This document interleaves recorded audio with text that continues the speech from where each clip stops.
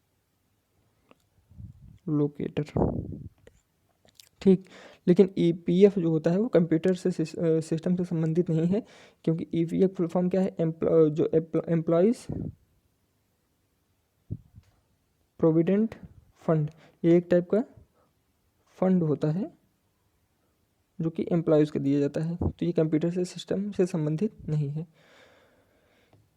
अगला क्वेश्चन है आपका, किसी कंप्यूटर में कौन कौन सी कंप्यूटर कुंजी दबाने से संपूर्ण आलेख का चयन हो जाता है। तो ये बेसिकली बहुत ही सिंपल क्वेश्चन है, क्या जो जो है कंट्रोल ए होता है, इसी से संपूर्ण आलेख का चयन हो जाता है, कंट्रोल ए ऑल।